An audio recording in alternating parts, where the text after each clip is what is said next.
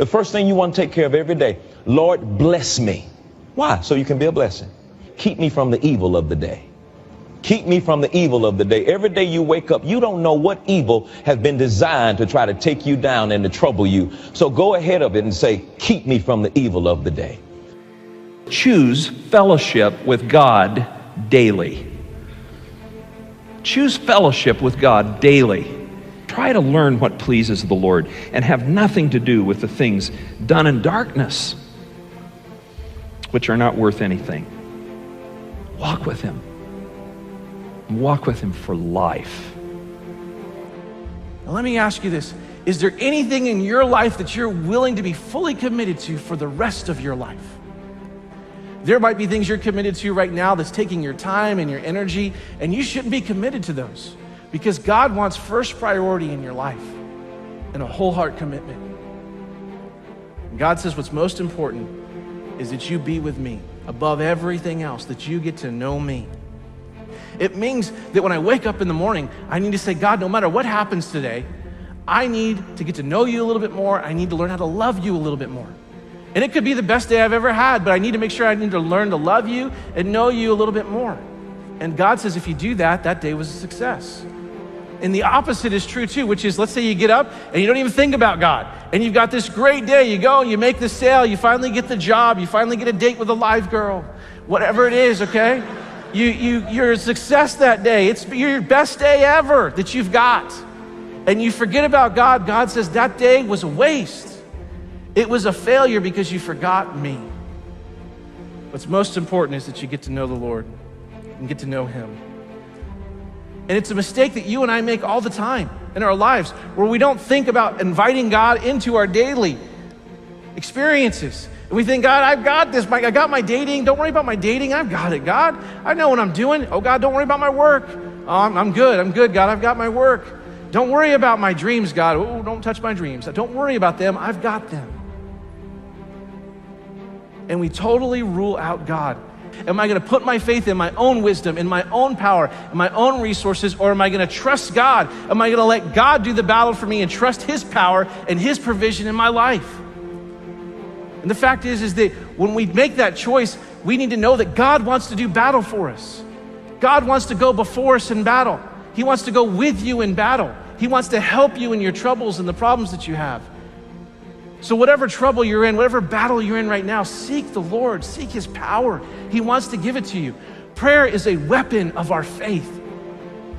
It is one of the greatest weapons of our faith. It should be our first response and not our last resort when we go through times of trouble. Call out to God and rely on Him. God wants you to know that He wants you to experience the fullness of His presence in your life, not just every day of your life, but every moment of your life. You can experience His presence if you want it. You can tap into it, and that's the promise He gives us. He promises His presence in our lives when we seek after Him. You may go through deep waters. You will go through deep waters in your life, but you will not drown. You will go through storms in life, and God will get you through those storms. And when you go to battle, you need to know that God wants to be there with you and protect you, and you will not be destroyed.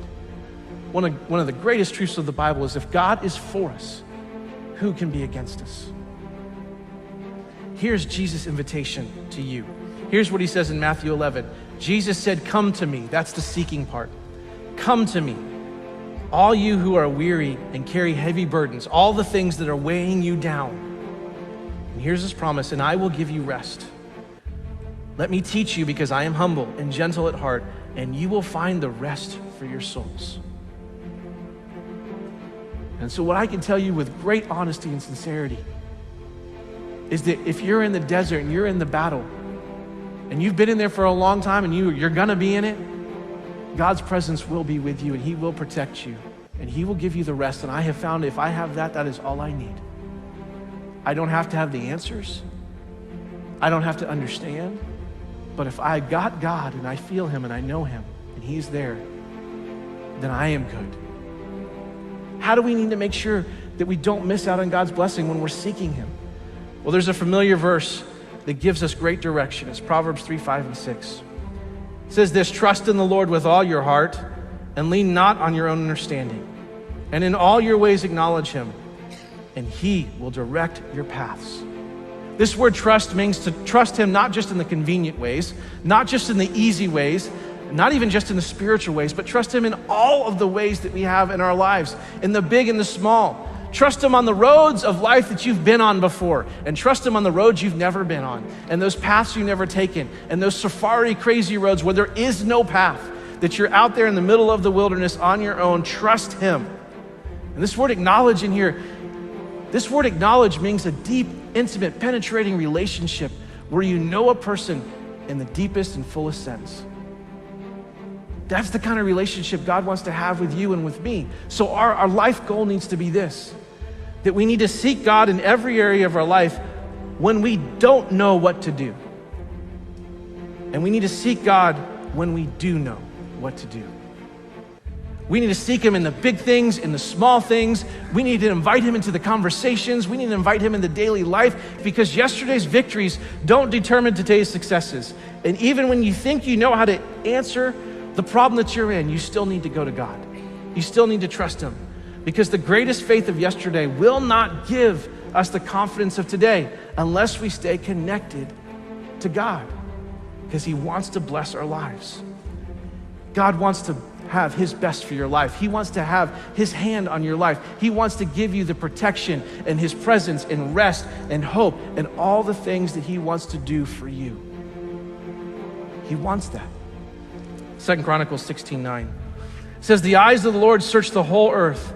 They search the whole earth in order to strengthen those whose hearts that are fully committed to him.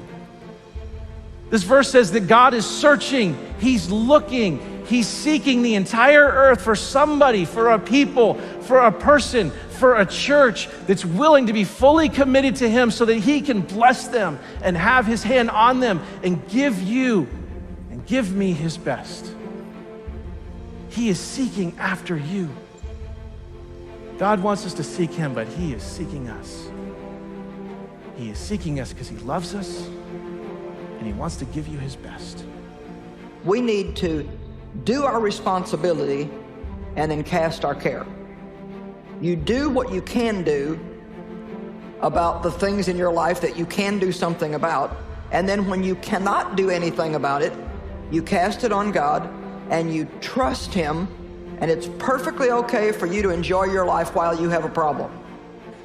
I said it is perfectly okay for you to go ahead and enjoy your life while God is working on your problem. It's not that nothing's happening, it's just that you're not the one that's making something happen. So whatever you have going on in your life tonight, don't waste one more day in excessive sadness and grief and depression and discouragement because you can't do anything about it.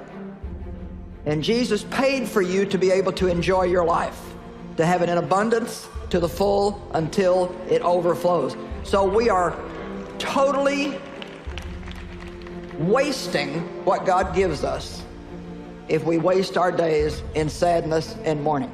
Learn how to focus on good things. Everybody here has got something they could be upset about if they chose to focus on it, but you don't have to focus on that.